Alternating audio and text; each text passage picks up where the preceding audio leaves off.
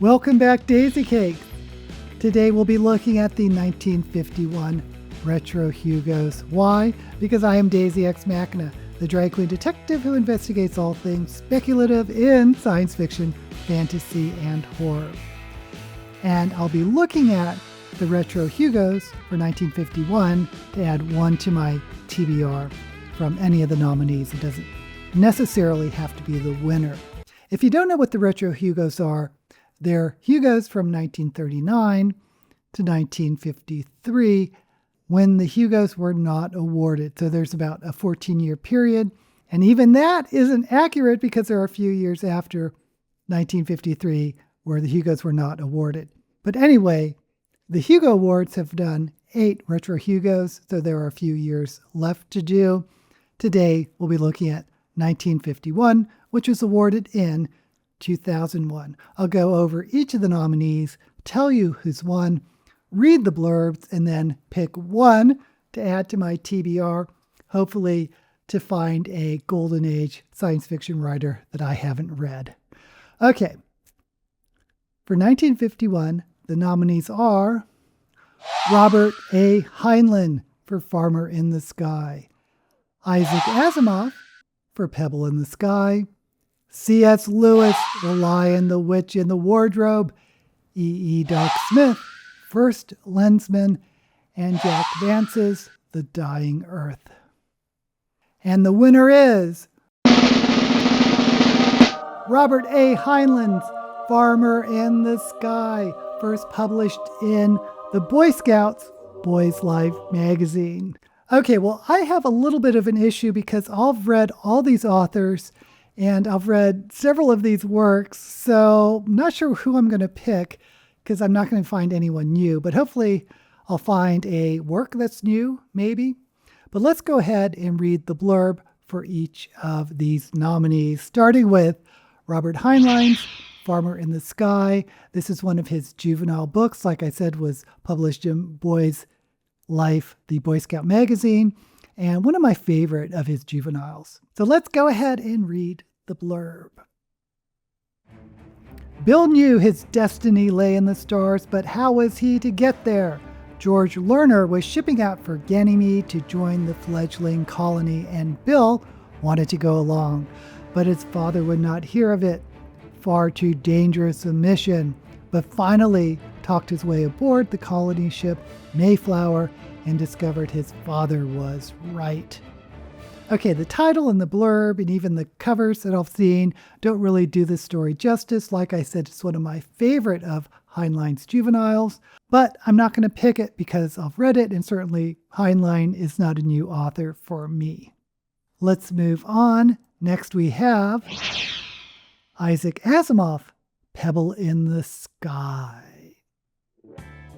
One moment, Joseph Schwartz is a happily retired tailor in 1949 Chicago. The next, he's a helpless stranger on Earth during the heyday of the First Galactic Empire. Earth, he soon learns, is a backwater, just a pebble in the sky, despised by all the other 200 million planets of the Empire, because its people dare to claim it's the original home of man. And Earth is poor, with great areas of radioactivity running much of its soil. So poor that everyone is sentenced to death at the age of 60. Joseph Schwartz is 62. This is young Isaac Asimov's first novel, full of wonders and ideas, the book that launched the novels of the Galactic Empire, culminating in the Foundation books and novels. It is also one of the select group of SF adventures that since the early 1950s has hooked generations of teenagers on reading science fiction. This is Golden Age SF at its finest. It kind of tickles me they're calling it SF and not sci-fi or scientification. Anyway, I don't believe I've read this. I've certainly read Foundation and I've read quite a bit of Asimov, but I don't recall reading this particular story. And I'm kind of intrigued because it suggests it's the prelude to Foundation, although this was published in 1950, so certainly there were Foundation stories before then. And I'm not quite clear how a 1949 Chicago tailor transitions to the heyday of the Galactic Empire. So very intrigued by this one, but let's go ahead and move on and read C.S. Lewis's The Lion, the Witch, and the Wardrobe. Now, spoiler alert, this is one of my very favorite books of all time from childhood that I've read multiple times over and over again. I wouldn't be sorry to read it again, but let's start by reading the blurb. They open a door and enter a world, Narnia, the land beyond the wardrobe, the secret country known only to Peter, Susan, Edmund, and Lucy, the place where the adventure begins. Lucy is the first to find the secret of the wardrobe and the professor's mysterious old house. At first, no one believes her when she tells of her adventures in the land of Narnia, but soon Edmund and then Peter and Susan discover the magic and meet Aslan, the great lion, for themselves. In the blink of an eye, their lives are changed forever. Okay, once again, this is one of my favorite novels of all time. There's something about books you read when you're very young, or maybe the first time you fall in love with reading, that just sticks with you. For me, it's The Lion, the Witch, and the Wardrobe. By the way, all these blurbs are from Goodreads.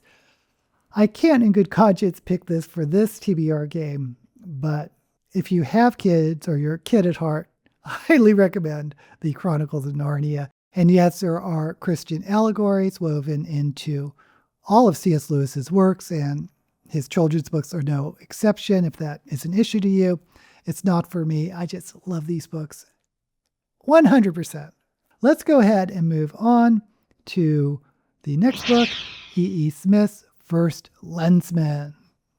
In the not-too-distant future, while fleets of commercial spaceships travel between the planets of numerous solar systems, a traveler named Virgil Sams visits the planet Eresia. There, he becomes the first wearer of the lens, the almost living symbol of the forces of law and order. As the first lensman, Sams helps to form the Galactic Patrol, a battalion of lensmen who are larger-than-life heroes. These soldiers are the best of the best with incredible skills, stealth, and drive. They are dedicated and incorruptible fighters who are willing to die to protect the universe from the most horrific threat it has ever known. Okay, I've actually read a Lensman novel before by E. Doc Smith. It wasn't my favorite style of writing, so I'm not going to pick this one because I've read Smith before, obviously, and I'm not a big fan of his writing style. And I've read a Lensman book before. So moving on to the very last book on this list, Jack Vance's The Dying Earth. Seekers of wisdom and beauty include lovely lost women, eccentric wizards, and man-eating melancholy deodans. Twickmen ride dragonflies and trade information for salt. There are monsters and demons. Each being is morally ambiguous. The evil are charming. The good are dangerous. Okay, if you've been watching me, you know I've been trotting out this book several times before. This is an omnibus of the Dying Earth stories, the first of which is the Dying Earth. And Stacy's bookmark. Rest in peace, Stacy's. Stacy's was one of my favorite stores in San Francisco. It's no longer in business. Anyway, I've read Dying Earth. I know this author, so I won't be picking this one. I think that makes the decision fairly easy. I'm going to be reading for my TBR for this Retro Hugo for 1951, Isaac Asimov's Pebble in the Sky. I don't recall reading it. The story doesn't sound familiar from the blurb, but I might have read it already and just have forgotten because it's been so long. But I'm kind of excited to read it. Since the blurb said it was his first novel ever written, and as a complete novel, I am pretty curious. How about you?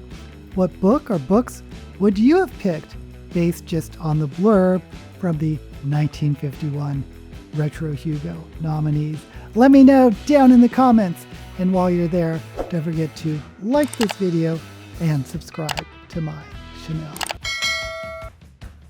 When I finish reading Pebble in the Sky, I'll be posting a review, so keep an eye out for that. Until we meet again, may all the books you read be blessed.